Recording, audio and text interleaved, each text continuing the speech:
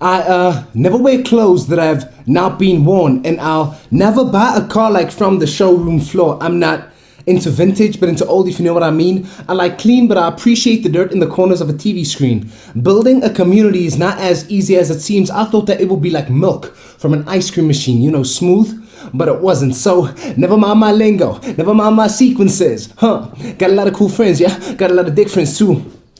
Put your cards on the table, nigga, no poker facing. Don't want the girl, then leave the girl. Give me the girl or some shit. Right? 25 is the number. 25 no Gucci, too poor. 25 celebrated. 25 no papers. I'm dumb. Mom says I'ma make it. Her son's gonna make it. Cause mental disability is much more than the ones that show. Now look at me go, go, go, go. Hey, look at me click. 1, 2, bang. Look at my tongue hang outside. Hey, look at me fall. Because never forget the value of the things you have.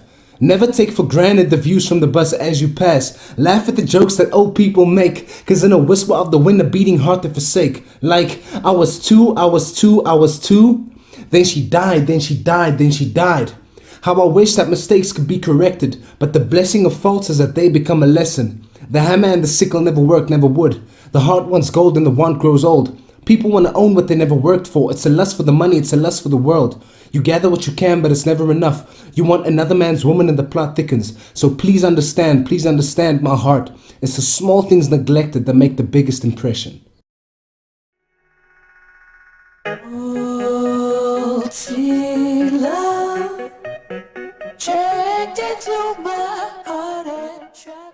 Ladies and gents, welcome to another episode of the video series, the Hustle video series with me, the 97. We are in episode 3 of season 3 of this series, and dropped a few bars for you guys in the intro. I hope you liked it. It's from one of my new songs from a mixtape that I'm dropping in 2018 next year. But before that one, I'm dropping another one. But I've just been enjoying that one, especially without a beat. It's just really fun. I like it a lot. Okay, here's what I want us to talk about today. I believe that the number one reason for us to become stagnant and mediocre and not doing things and not running and not pushing and just being demotivated and being frozen and not wanting to get up in the morning and being caught up in our thoughts is fear. I know this out of personal experience. Sometimes I've been so fearful of things that when I wake out of that fearful state, it feels to me like I've lost 2 days because I've just been thinking about fear and I've just been doing things like a zombie, doing what I need to do, walking around like a zombie, not having true joy. And I think fear is like a true joy stealer. It doesn't make you be happy. It doesn't allow you to enjoy the process. And whatever you are doing, whether it's being an athlete or a business person, an entrepreneur, a student, being a teacher, whatever profession it is, it just steals the joy and takes the joy out of everything.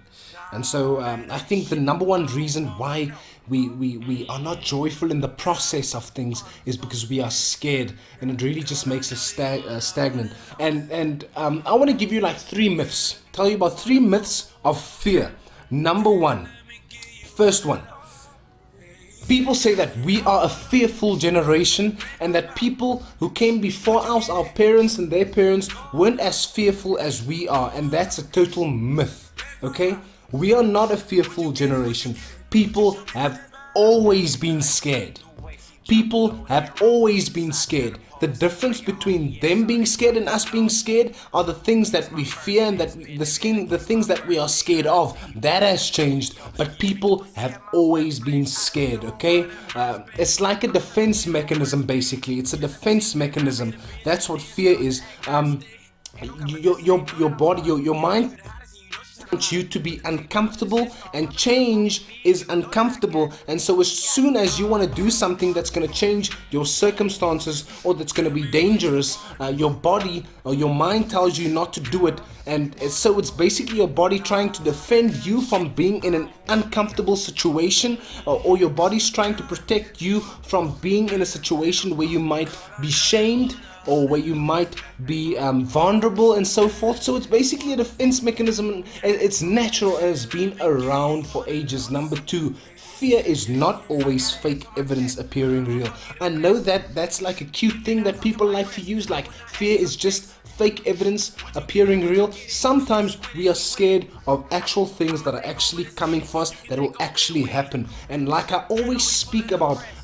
failure and how we fear failure, that's not like fake evidence appearing real. You will fail if you attempt to achieve your goals, and if you run towards an objective, there will be many failures depending on how big your dream is. You will fail. So that's not like fake evidence appearing real. The statistics show us that it's actually real things that's going to happen. And so just because this sounds so cute doesn't mean that it's real. I'm not saying that it's not always relevant. Sometimes we are scared of things that's not actually there. I like what Proverbs 28 verse 1 says. It says that the wicked flees when none pursues. So no one's chasing after them, but they're still scared. So there are instances in which people are scared of things that's not really there. Number three, this is a great myth. People say that fear keeps us safe. And now I know I just spoke in like the first myth about how it being a defense mechanism, but I mean, let's say for example, like a few hundred or a few thousand years ago, right? Fear did keep people safe. It did keep people safe. They were scared of doing certain things because there was physical dangers, but they were actually scared of the physical danger that there was outside, and so they didn't go, and it kept them safe. But today we are scared of things that are totally not like gonna put us in physical harm.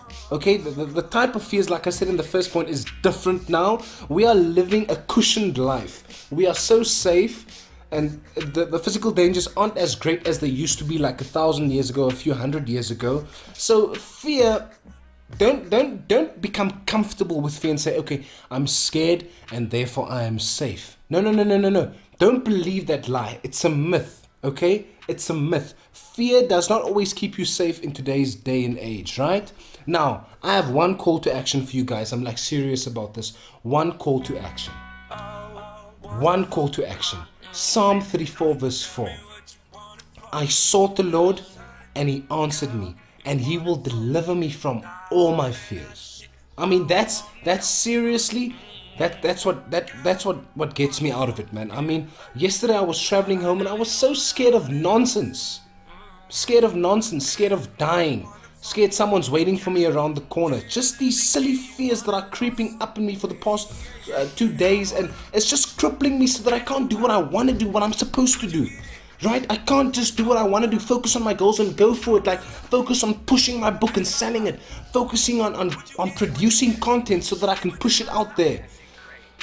Focus on looking for the opportunity so that I can take it, because I was so consumed by this fear, thinking about it the whole time. The reality is I'm gonna die. All of us are gonna die. It's inevitable. But if it's gonna happen, and I can't do anything about when it's gonna happen, then it's not gonna help being scared. And so I came home, opened up my Bible, Psalm 34 verse 4.